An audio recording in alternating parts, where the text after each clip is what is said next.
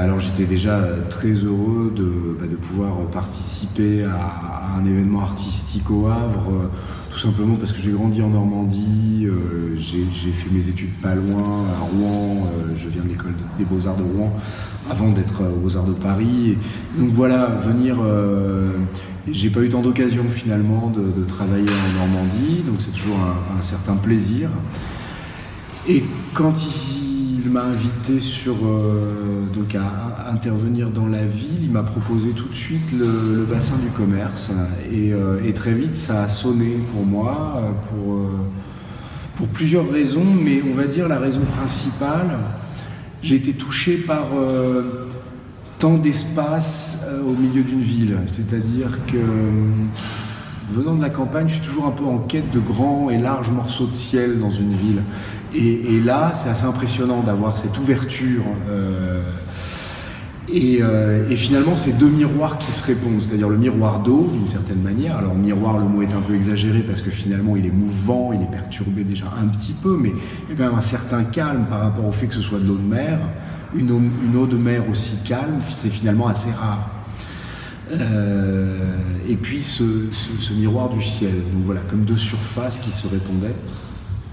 Je me suis tout de suite senti assez à l'aise dans ce lieu.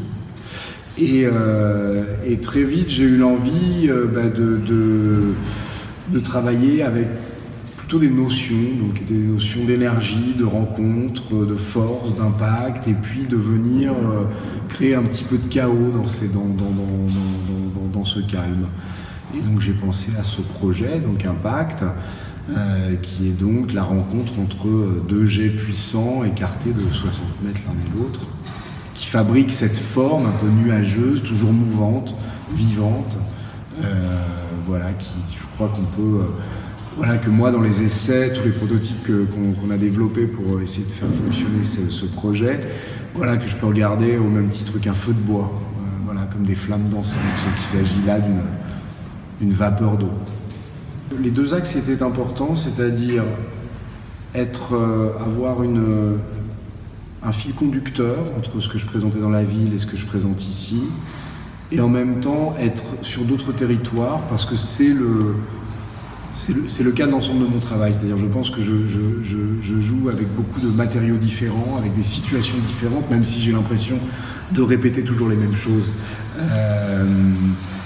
Et donc là, il y avait la question de l'instabilité d'une situation dans, je crois, les trois projets, qu'il s'agisse d'Impact au bassin du commerce, qu'il s'agisse de la massivité du terril de confetti, mais qui finalement pourrait être effacé, balayé par un grand coup de vent.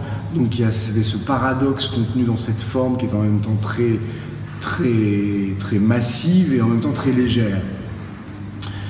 Et puis, dans ce projet que je réalise en ce moment, qui n'a pas de titre encore aujourd'hui, puisque je ne titre pas mes œuvres, a priori, tant que je ne les ai pas vues,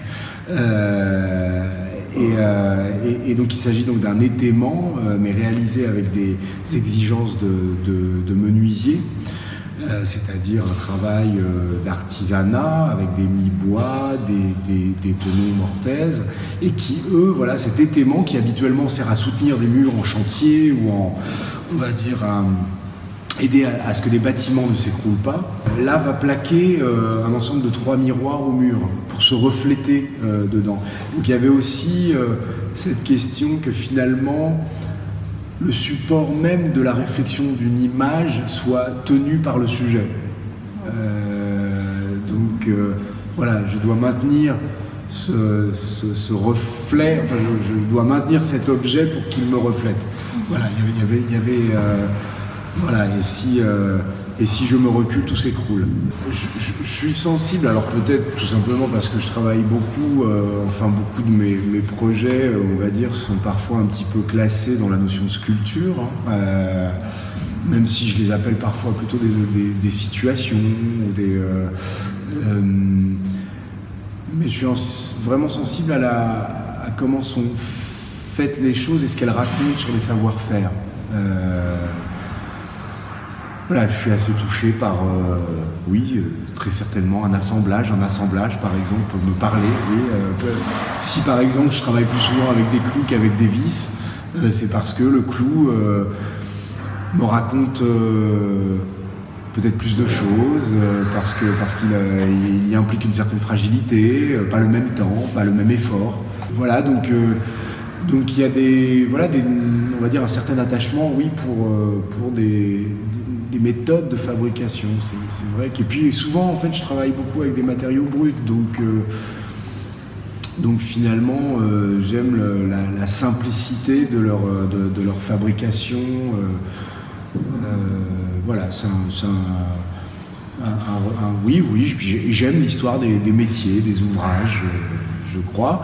Alors, j'ai pas toujours aujourd'hui l'occasion d'être moi-même l'ouvrier de mon travail, tout simplement par aussi la quantité de projets sur lesquels je travaille, et j'ai un vrai plaisir à être en échange, à être en dialogue avec des artisans qui accompagnent mon travail, et ce dialogue-là, j'ai la chance de pouvoir, on va dire, pénétrer tout un tas de microcosmes différents et d'apprendre un peu leur savoir-faire et de dialoguer là-dessus. C'est quelque chose une chose à laquelle je tiens. Je suis vraiment sur une ligne comme ça que j'essaie d'explorer, qui est cette ligne d'une apparente force qui pourrait s'écrouler.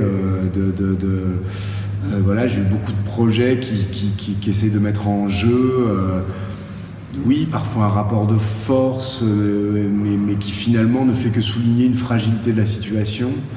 Je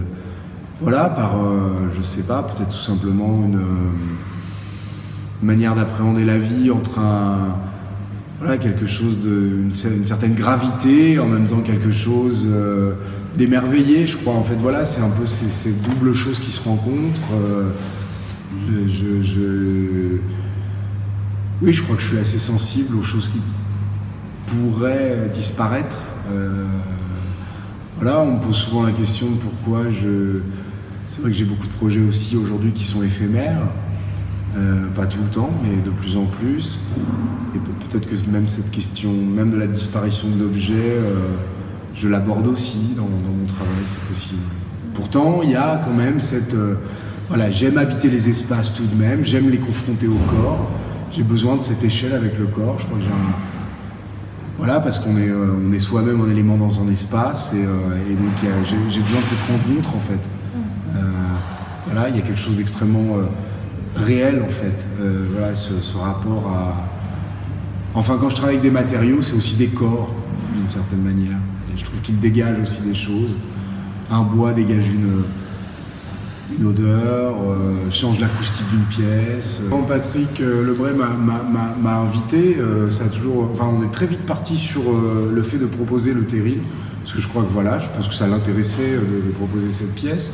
J'étais très content de la réactiver et de la montrer dans ce centre d'art. Et tout de suite, il a été question de la faire dialoguer avec quelque chose de nouveau. Je pense que il y a aussi et pour un public et pour moi-même, il y a ce besoin de comprendre ce que peut être une pièce va se transformer. Enfin, c'est la célèbre formule du 1 + 1 = 3, quoi, d'une certaine manière. Tout simplement, en fait. Et donc, ce sera jamais le même 3 si je change un des 1. Voilà. Et donc, moi, ça me permet de relire mon travail aussi. Mais c'est pas seulement d'une manière, on va dire, égoïste, c'est aussi parce que je pense que je peux donner à lire différemment. Et je pense qu'en effet, il est possible que quelqu'un qui voit l'impact dans la ville, une fois être venu au centre d'art, découvrir ces 2 autres pièces, quand il repasse devant l'impact, peut-être la revoit différemment, il voit une lecture changer, c'est possible, j'espère.